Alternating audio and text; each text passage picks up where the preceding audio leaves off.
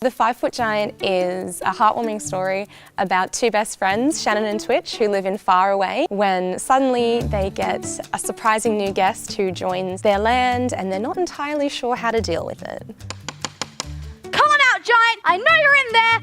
The 5-Foot Giant is an opportunity to come together to hear a great story about how to have a growth mindset and be open to new possibilities. I think what this show does really well is take everyone back to that period of being a kid and trying to figure out what makes sense in the world. The idea that things aren't as scary as they can be in our head. Also using the friends and the knowledge around us to learn that things aren't always the same. You need to take time into figuring out who a person is and not just judging them from the first thing you see, which I think is really important. You're meant to have 2 giant ears on the side of your head and 1 giant nose that's an odd shade of red, with 2 giant arms all covered in hair and 2 giant legs going from here to there. A nasty temper with a great loud roar. Please stop hiding on the other side of that door. I first heard about the idea probably back in 2016 and got very excited about it. We had a period of creative development where we talk about the script, we talk about the ideas, we talk about the characters, and we talk about the world of the play and what makes sense and how we can have meaning for an audience. Do you like to draw? No. Oh no.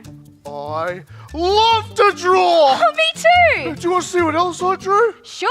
What drew me to the 5-Foot Giant as well is the use of creativity and its embedded theme within the overall story. Creativity is such an important skill in our everyday life. It's something that we really want to promote to children and young people. We are in danger. What's happening? There's a giant here. A giant. Are you sure? Yes, and he's different to you and me. And he lives right over there.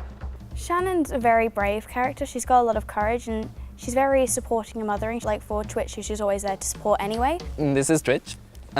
Twitch is very dramatic. He's very sarcastic and skittish and afraid all the time. He's not the best friend. Shannon's probably got the short end of the stick there, but I'm sure they have their moments as well. The Giant G, or AKA Greg, he's very creative, very friendly. He's a huge heart, and he just wants to be accepted, I think. But a lot of the characters have judged the giant before they've met the giant. They think he's big and scary and all that, and then they meet him and he's actually not so scary or bad. Does it belong to you guys?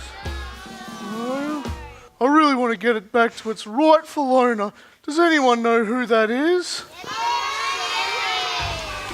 Using a puppet in a play was something that came out of one of the creative workshops we had. You know what, how are we going to actually bring Twitch to life? And a puppet was the solution that we had. So having Helen on board from the Dead Puppet Society to work out how a puppet moves and bring it to life is a really wonderful thing.